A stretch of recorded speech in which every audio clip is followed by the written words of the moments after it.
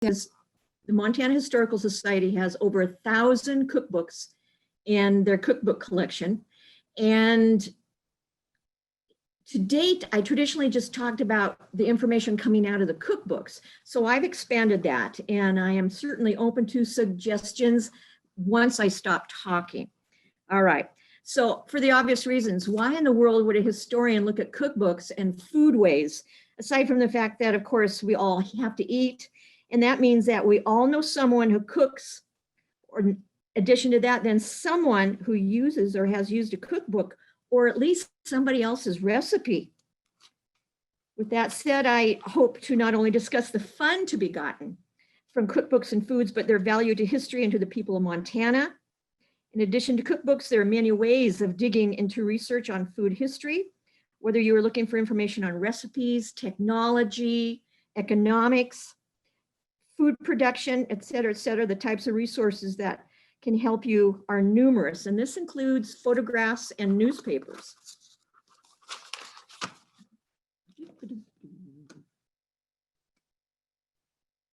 Oh, I see you've got a cup of coffee. Does that mean you're concrete sequential? All right. So let's start with photos, because don't they just say everything you need to say in one glance? This is Dagmar. Between 1905 and 1920, there was a wonderful photographer who went from community to community in that area and took photos and left a journal. And here's a pie social. And we can't see that poster that's up, but let me read to you the very profound poem that they have posted there. I like my pie. I have a secret I will tell. I like my pie. I like my pie of all good things that cast a spell. I like my pie. I like my pie, its memories dear, love to dwell, its sweet appeal to taste and smell. Of all my joys, there's none so swell. I like my pie. I like my pie. Yes, I do. So it can do nothing but smile at that. And notice how many people have a piece of pie in their hand and they are enjoying themselves. So the theme of this is, aside from, I hope to simply entertain you and tease you into looking at food in a different way, is to remember our meals, our preparation, our preservation, our rituals, and our eating etiquette all offer insights into our history. And that's a term, the term Foodways covers that on every level.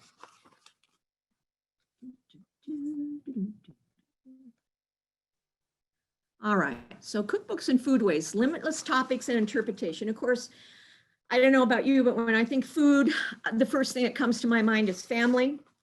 I just over the weekend made the dough for my grandma's peppernoose cookies, and it gets better the longer it sits. And that's the truth, it really does. It's not that I'm just lazy and haven't baked it yet. But family, so our history, our customs, our ethnicity.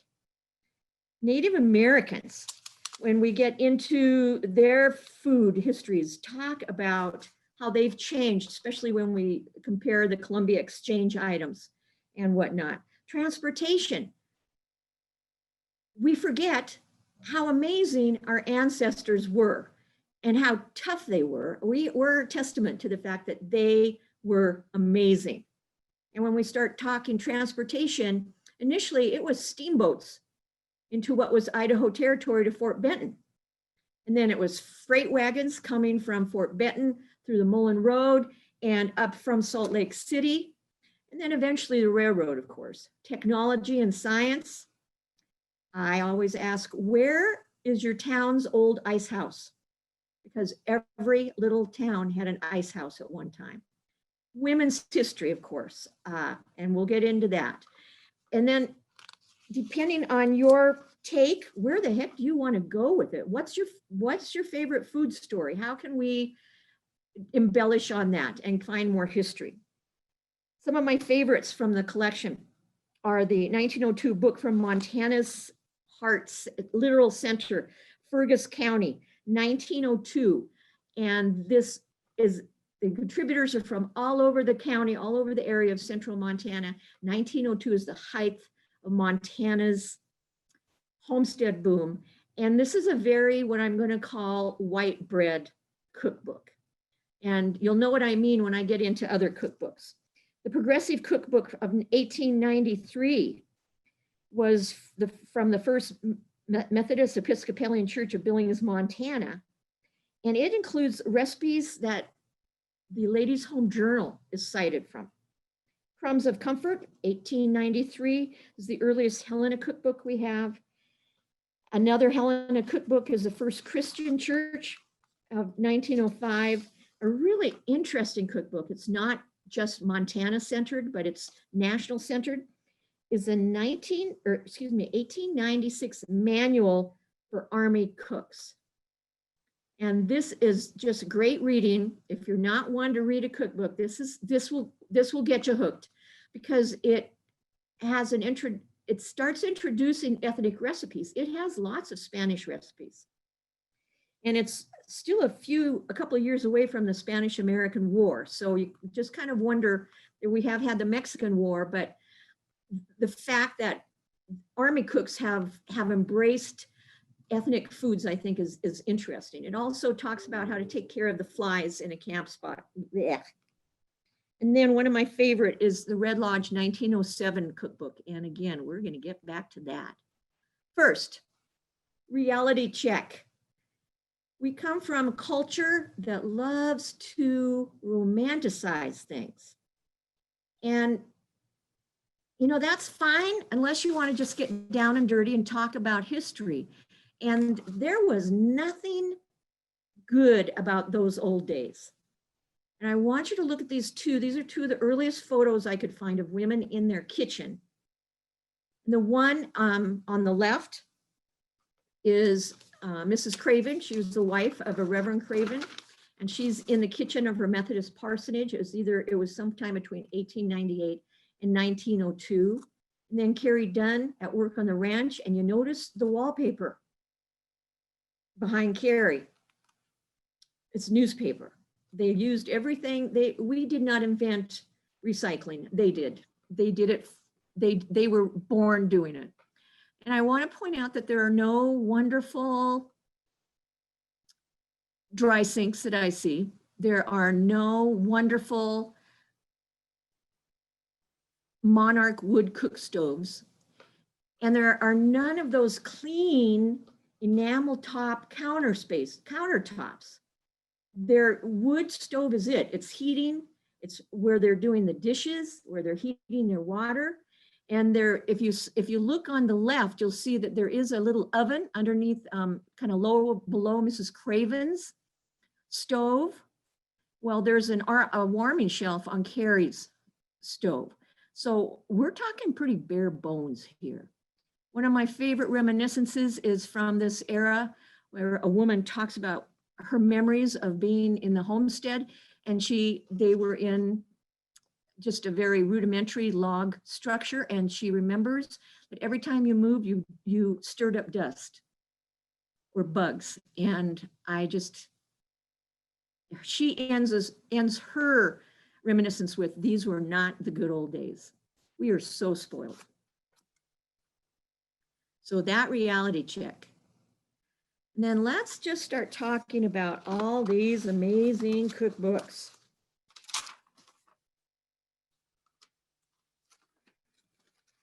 So over 1,000 volumes in the MHS Cookbook Research Center collection. The earliest is 1881 to, I hope, just last week. I encourage groups that come up with cookbooks to send them in, or families that often compile their recipes to send them in. And the majority are community cookbooks, and I'm certainly going to talk more on them.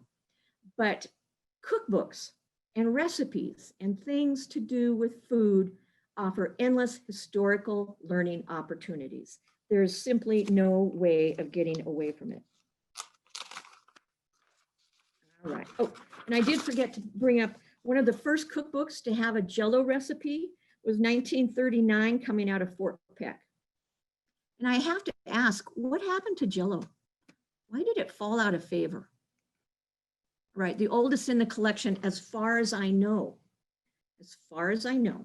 And I so hope one day I'll be proven different or wrong, and that I've missed something. But 1881, Ladies of Butte City. And this is how they talk about their cookbook in the introduction. The preface reads, of the thousands of cookbooks in the field, good, bad, and indifferent, theoretical and practical, not one is especially adapted to the needs of cooks of Rocky Mountains. And for those of us that have had the joy of trying to cook in, let's say, Red Lodge or Anaconda or Butte, that high altitude cooking is a challenge if you've never had to face it before. And that's exactly what they're talking about. They continue by stating the book was for both experienced as well as inexperienced cooks, quote, tested under the very conditions of atmosphere and market which they find themselves. And the contributors were from Butte, Silver Bow, Deer Lodge, Powell County, and Helena. It's interesting now to think that this book came out, and that winter, the first train would pull into Montana, would pull into Butte in 1881, coming from Salt Lake City through Dillon. Now, another book, and I do, you have to tolerate my favorites. You're welcome to come and look through the collection to pick out your favorites. But this is, and I don't even show you the published part of it. We have Evelyn Cameron's cookbook. And if you're not familiar with Evelyn Cameron, she and her husband were part of the English, I'm going to say, upper crust. And rumor has it that her family was not real thrilled with her hooking up with her husband, Ewan, and they wound up coming to Montana outside of Terry, the Terry area. And their dream was to have a polo pony ranch. Their dream did not come true, and Evelyn took up photography. One of the magics in old cookbooks, and I hope you've had the joy of this, especially for a grandmother or a mother's cookbook, is to find where they've made notes or they've circled and put a star next to a cookie recipe. You know that that's a favorite. Well, Mrs. Cameron filled in every blank page of the cookbook that is titled Mrs. Lincoln's Boston Cookbook. So there on the left, you have a self-image, self-photograph of Evelyn. She is kneading bread dough. And on the right, you have her handwritten bread recipe that comes straight out of one of the pages of her cookbook. And look at this. So here's the front page of Mrs. Lincoln's Boston Cookbook. And this is what every blank page, the pages that started blank, look like. And here is a doodle. And one of the magic things about Mrs. Cameron's stuff is that she kept a diary from the 1890s through till the time she passed away in the 1920s. And she mentions putting this doodle in the cookbook in her journal. She noted many of her favorite recipes, and her personal annotations really give us a hint as to the food trends of the time, because the food recipes that she does have she's got curry. For heaven's sake, she's living on a homestead outside of Terry, Montana. She's got a recipe for curry. So is that something that came in mode during that time, or is that something she brought with her from Great Britain? I think it's worth looking into. She also has notes to herself how long a batch of, she baked bread once a week. How long did that batch of bread last through the week? And then also how many days 20 pounds of coffee would last. It's just fascinating. One of the things I particularly love about her is that in her journal, more than once, she mentions that she took Mrs. Lincoln's Boston Cookbook to bed with her. And so if you're a secret cookbook reader, you're not alone. You're in good company. Community cookbooks that I mentioned earlier. community cookbooks are kind of an entity unto themselves, and I'm sure you've all seen them. But these are the cookbooks that have been compiled by service organizations such as the Blue Cross, Red Cross, the Episcopal Church, the Pentecostal Church. It goes on and on, always to make money. And what is so many fascinating things about these, they give us a clue as to the communities that the women belong to, their passions. Certainly, we know what their favorite recipes were, and we know who they hung out with in their spare time. Most of these will hold advertisements from paid advertisers, so we get an idea of the broader community. They give us a clue as to that evolving technology, because you don't have icebox cakes until you actually have an ice box. And let's see, they don't worry, well, Evelyn's does have ice cream recipes, but they don't expect you to keep the ice cream for a great length of time. But one of the highlights of community cookbooks is historians have dubbed them women's indexes. And certainly if you go to the Lewistown cookbook, you're going to see women who are movers and shakers in the community, as well as a community, a Helena cookbook that I'm going to talk about, movers and shakers in the community. But if you go to that 1881 Butte cookbook, I venture a guess that that is the only place many of the women have their names in print other than their obituaries. And so I encourage genealogists to get a hold of local community cookbooks in any area that they're doing research for. And this is probably, well, it's for me the gem, but there are so many gems in our community cookbook collection. And this book spent a year at the Smithsonian Institute. It was on loan for a special exhibit they had on African American history. This is a cookbook from 1925, the Montana Federation of Negro Women's Clubs. It is unique in that it introduces us, if we didn't know that at one time there was a thriving, vibrant Black community in many parts of Montana, this reminds us. And not only that, but the women were go-getters. And this group and similar organizations are known for, let's say, getting the merchants, I'm going to say, of Billings to be more welcoming to Black families and that sort of thing. They also gave out scholarships. But it says that, let's see, whoops, I got ahead of myself.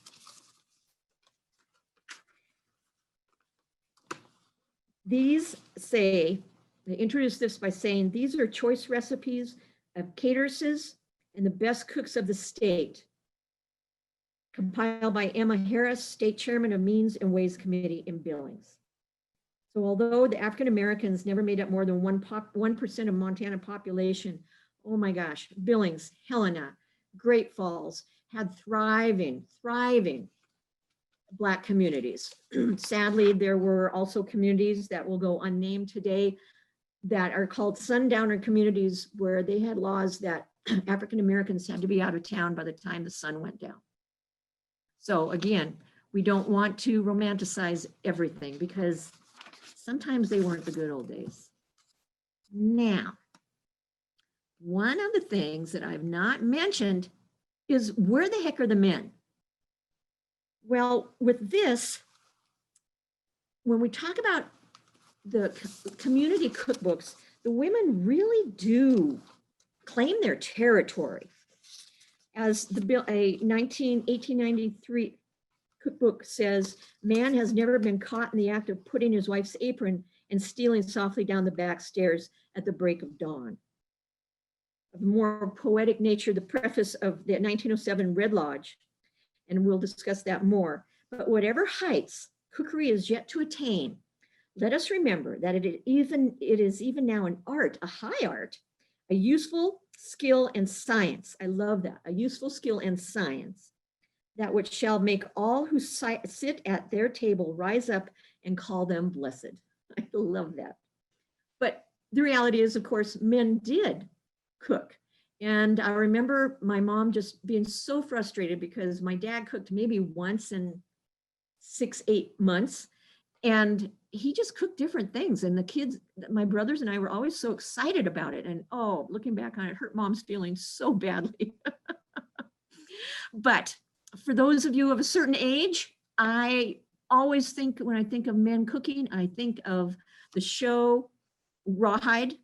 And of course, the man on the right there is called Wishbone. And he was the cook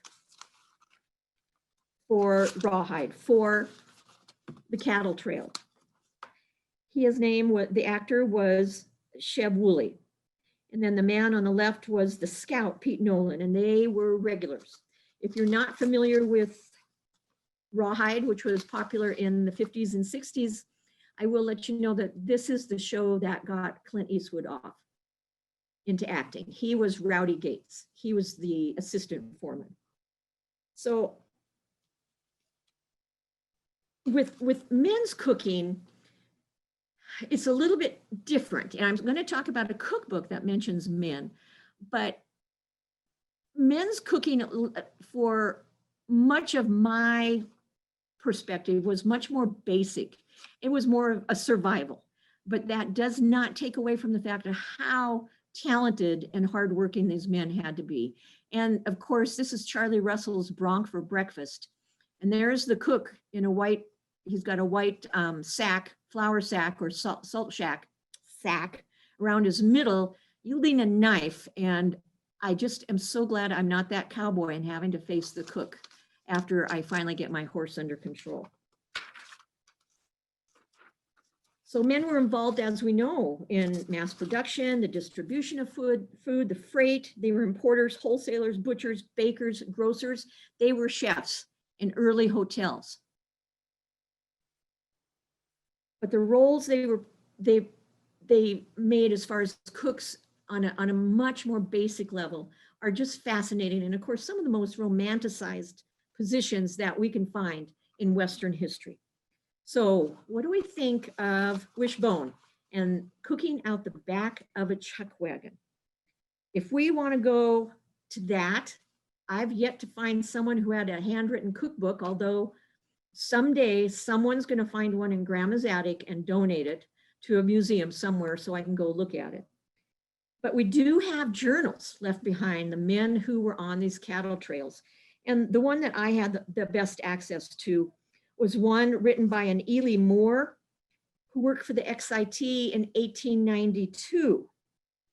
And he was the foreman for a drive that went from, that followed what we call the Montana Trail, from Buffalo Springs, Texas, in the panhandle of Texas, to the eastern ranges of eastern Montana, specifically around the Yellowstone Valley.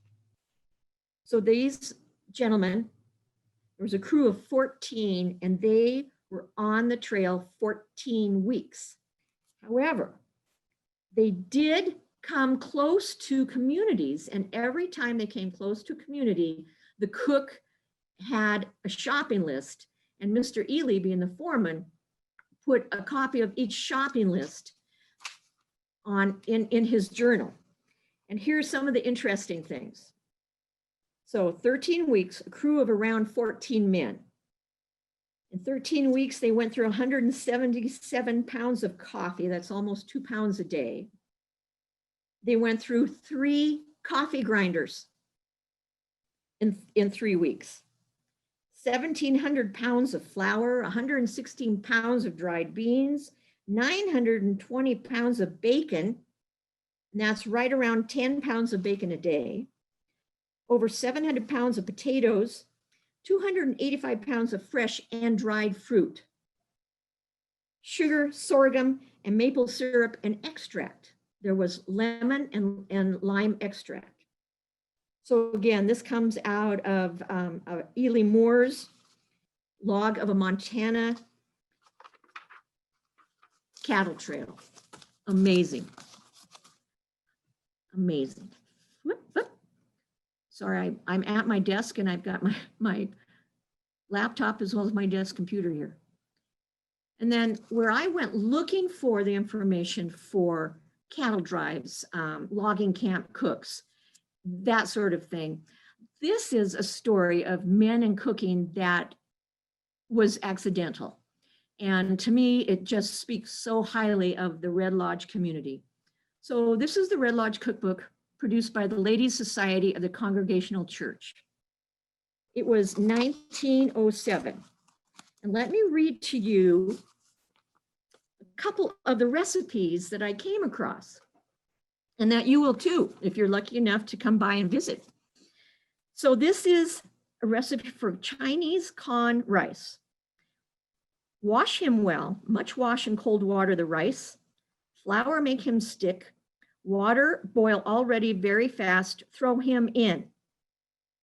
That was attributed to Sam Lee. Another recipe for Chinese fritters, 2 cups rice flour, 1/2 cup sugar, scald him with hot water, mix him like bread, roll him into balls, and put him in hot fat on stove. Cook him like donuts, excuse me. And that was offered by a Wu Tung Ling. Now, when I first read these, it took me a while to process these, and I'm more than happy to talk about impressions that you may have. But I could not imagine that these initially were anything but pejorative recipes. Then I looked through, and there were 3 Chinese men who were attributed for several recipes. And after looking at the cookbook for probably longer than I should have, I realized just how many ethnic groups were, this is much different, shall I say, than the Lewistown cookbooks. This is a mining community. And in 1907, I would say the Ladies Society of the Congregational Church were darn proud of their community and the ethnic diversity, because a dozen ethnicities are represented in this book. And then we come to these Chinese gentlemen. So there's Sam Lee, Wu Tung Ling, and a Jim Chinaman. And the only one of these gentlemen that I could track down was Sam Lee, and he had a restaurant in Joliet, Montana, not very far from Red Lodge. As near as I can figure, there was a Sam Lee that wound up owning a Chinese restaurant in Libby, or excuse me, getting my towns mixed up, in Billings, sometime after he disappears from Carbon County. So one of the gems, and I'm not sure this is a gem, but it's certainly one of my favorites. I don't know if any of you have had the pleasure of driving through the Yak Valley in northwestern Montana. It is to this day isolated. It is isolated. Whether you go in from the north, from the south, or from the east, it's going to take you 35, 40 minutes over a couple little passes to get to what is called the Yak. But really, it's a Yak Valley, and you have the Yak, you have the North Fork, the West Fork, the East Fork. And shall we just say, it is a very good place to go if you like quiet and want to be left alone. But with that said, the Yak Cookbook just celebrates their community and their lifestyle. And you notice I have a copy of the first page of the breads, rolls, pies, and pastries. And we've got a guy who's killed a bear with a bow. And then that must be trapping up above. It doesn't have a whole lot to do with breads, rolls, and pies. But at the same time, it really gives us an idea of how proud they are of the lifestyles they've been able to establish. This has fish recipes. It talks about quilting bees. It talks about the local school. It has introductions to all the contributors. It has a section that is native to the Yak. And for those of you who have cooked venison killed way too late in the season, they have a venison sauce that they claim will cut down the wild taste in any wild venison. And quite honestly, I've not had the courage to try it. However, They say that even though their hunters bring home lots of bear, lots of elk, lots of deer, their favorite in many homes are cougar recipes. And they have a recipe for cougar casserole. And again, this cookbook came out, I want to say in the late 70s, maybe early 80s. But the cougar casserole includes thyme, breadcrumbs, beef broth, white wine, onions, cloves, a bay leaf, celery, parsley, chives, shallots, and of course, cougar chops. So we're not messing around here, ladies. We're serious about cooking our cougar.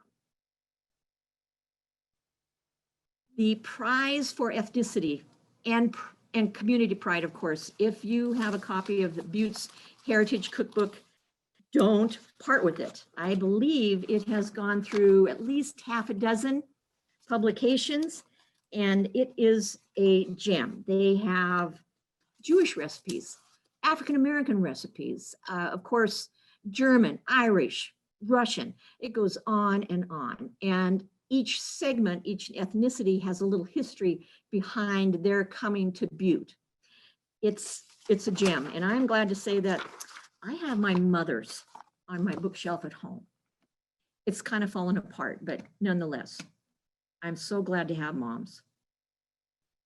So we've looked at generalities. We've looked at newspapers. We've looked at photos. We've looked at cookbooks as a whole. And now what I'd like to do is just spend a few minutes looking at, in particular, one community cookbook and one group of women and one community.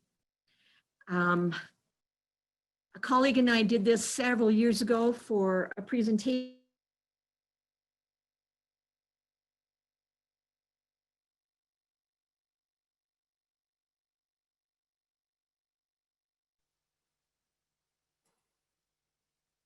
Zoanne, you froze up for me. Did you freeze up for everybody else? Yes. If you can hear, okay. If you can hear me, Zoanne, if you could pause for just a bit to see if it can catch back up.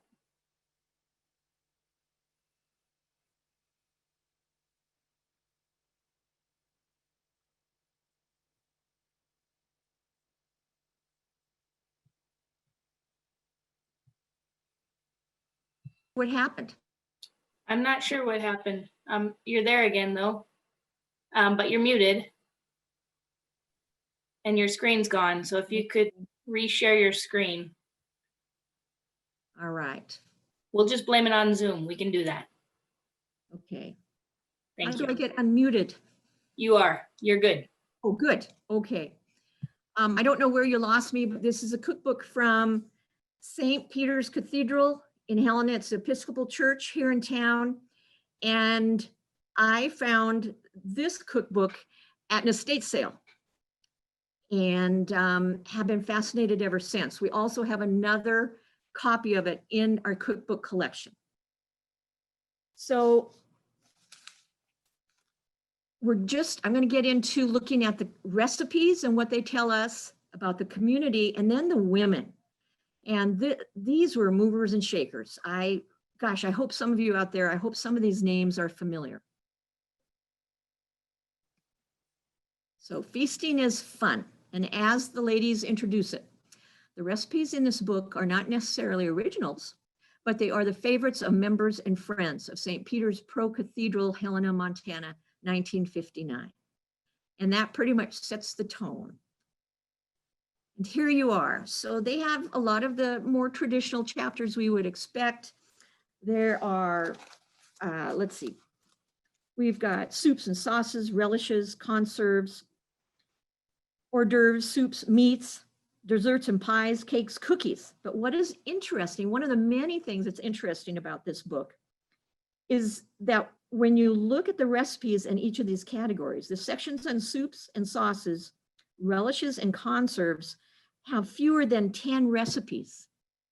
And if we were to go to the 1907 cookbook, those preserves, relishes and conserves would have dozens of recipes.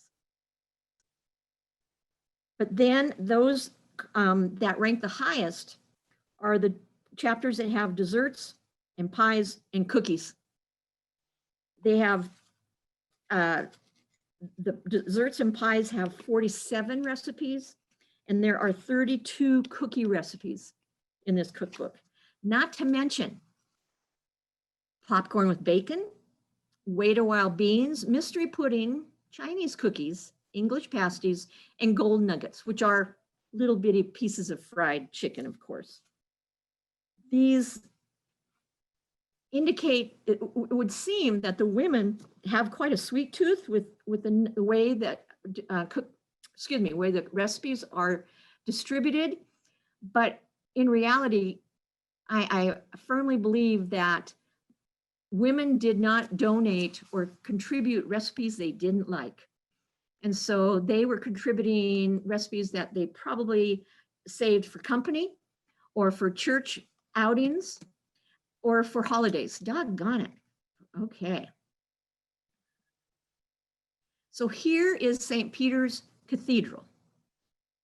And here are just a few little tidbits about the Episcopal Church. The first Episcopal Mass in Helena was on the street on 11 August 1867. The Episcopal Mission was established just 2 years later by a Reverend Tuttle. In 1879, he served the first Eucharist celebrated at the corner of Warren and Grand Streets. In 1927, a capital campaign was begun for a new and larger church.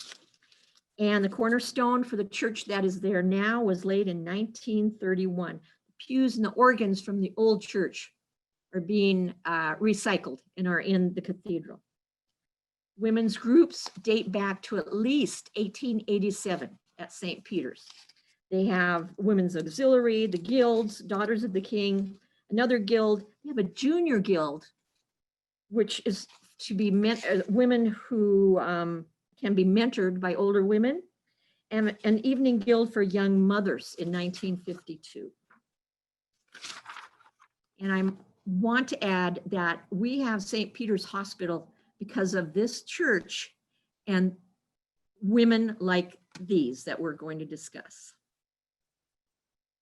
So I went through and listed the women in this cookbook. And I found 36 names, 36 different contributors. I was able to locate information on 14 of them. And what's interesting is that their ages range from 38 to 73 years. The youngest in this group was Joan Holter. These are Mrs. Holter's pictures. And she was 38 years old when this cookbook came out. Their activities and passions, I venture to guess, reflect an upper and upper middle class positions. Their community involvement, none of the women stopped with St. Peter's. There was PEO. They were choir instructors. They belonged to service clubs, hospital groups, teachers groups. It just goes on and on. And the education of these women went from high school to magna cum laude of Stanford. Imagine that group. Oh, I bet they had good coffee conversations. One of the things I found interesting was how many of them were working out of the home. So 1959, in my being raised in the 50s and 60s mind, I saw, it was a surprise to see so many women who worked out of the house until they retired. Although many in their obituaries, it says that before their marriage, they worked as X, Y, and Z. So a couple of the women I see, these are the names that I've run across that people are familiar with. Is a Lily Deneen, and Irva Shope. If you're familiar with Irvin Shope, Shorty Shope's artwork was his wife. Joan Holter, as I said, was 38 in 1959, one of the youngest. She earned her Bachelor of Science from Elmira College in New York And she was a chemist for Shell Oil Company in Houston before marrying Mr. Holter. She enjoyed sports and entertaining until the day she died. There are other names: Elizabeth Greiner, Faith Husted as a Husted shopping center, and the list just goes on and on. So are these women's directories? Oh yeah. They're just so much more than recipes. But then I'm a historian, and I have to ask, when I look at a new cookbook now and think of the 1902 or 1907 cookbooks, or for that matter, Mrs. Lincoln's Boston cookbook. Mrs. Lincoln's Boston cookbook has a whole chapter of what to do with stale bread. Whole chapter. And of course, much of that is bread pudding. And I think that's kind of gone out of favor, but I gotta tell you, there's nothing like my grandma's bread pudding. Of course, it helped to have caramel sauce over it, and on and on and on. Many older cookbooks have recipes for invalids that would include different uses for alum or turpentine, if you can imagine. Turpentine and pitch to put on your chest to help you to help you breathe. One of the things that I think has been lost are the different preservation methods. We're all familiar with dehydrating. We're all familiar with canning, but how about larding? Has anybody ever heard of larding meats?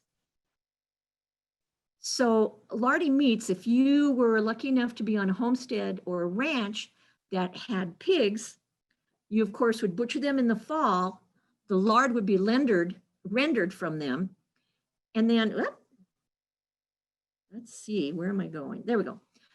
Their lard would be rendered, and then the pork chops and sausages made would be browned and heated through, and then they would be put in layers of lard.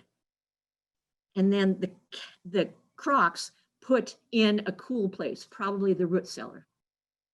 Now, I've had canned meat. I've never had anything preserved with lard.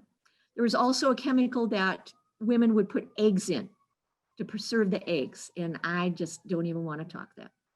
Always a chapter on laundry instructions and aids. And I hope you are asking right now, what family recipes and cures have been lost with the folks that you share a heritage with? So family and community history, the recipes, technology, photographs.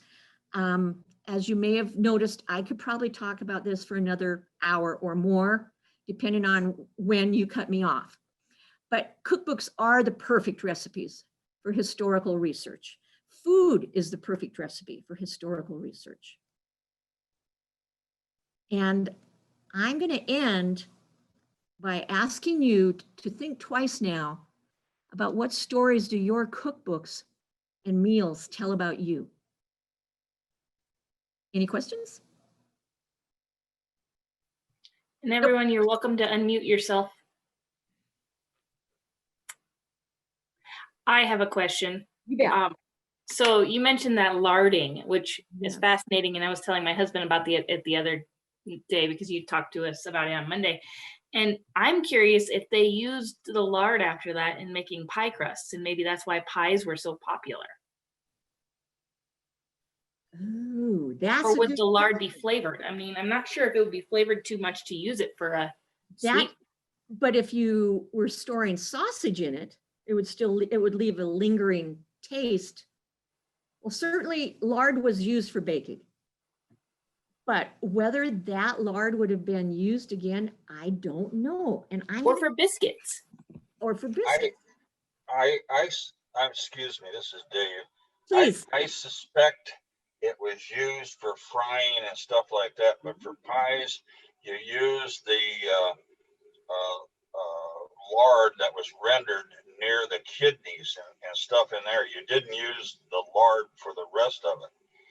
And the stuff that I heard from a guy that remembered his dad and on the farm, they didn't brown the stuff off. They just threw the hips and stuff, or the meat in, and that preserved it some way on there. Okay. You know, that's what I heard, and that's the way that he was raised, and he lived for quite a few years. So Wonderful. Dave, can you explain why the fat around the kidneys, why is that special? no, I really, no, I can't to where any. I know that it's completely different, and I can't remember what the name of it's called. But if you go on in and buy lard in the store, that's where it comes from. Supposedly, they add some junk into it now. Okay. You'll pay in the neighborhood of 30 to 40 bucks for a pound of the real stuff as compared to the other stuff that you'll get for 10 bucks on it.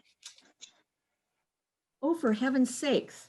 I learn something new every time I talk to people. That's fascinating. Well, just if you are curious, the first time I read about larding was in a cookbook coming out of Miles City in 1976. And it looks as though they were, of course, that was during the bicentennial, and they were interviewing folks about things that they used to do with food. And that's where I first read about larding.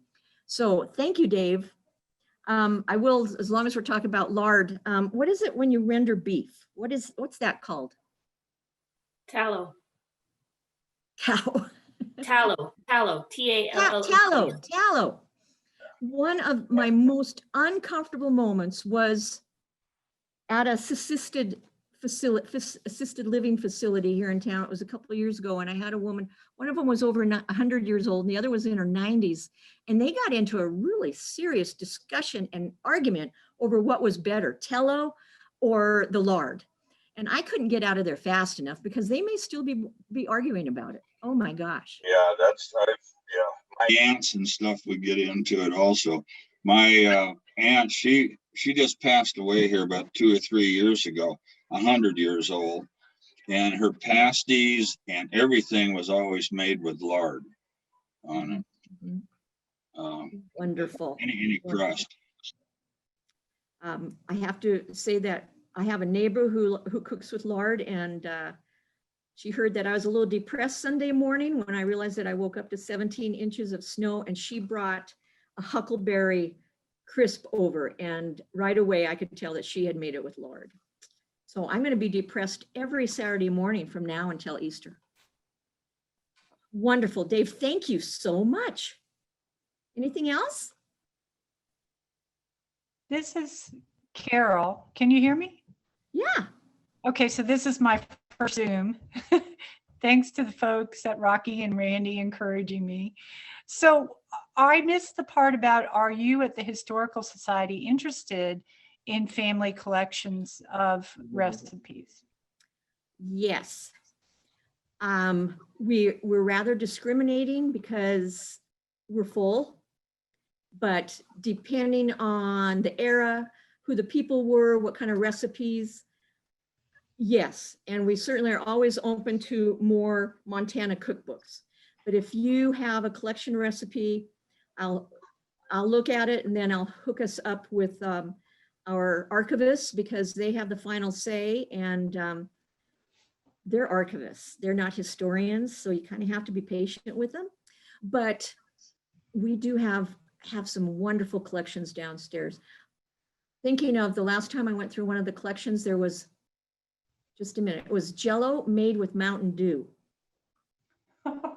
And one of these days, I hope to go through there and just pick out the most outrageous recipes. At least outrageous to us today. So, but yes, ma'am.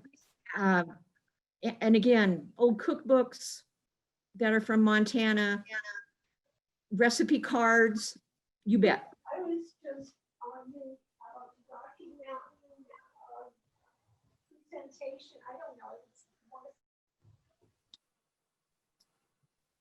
Maria, could you hear her? I'm sorry. I think she was on the phone. I think it was a mistake.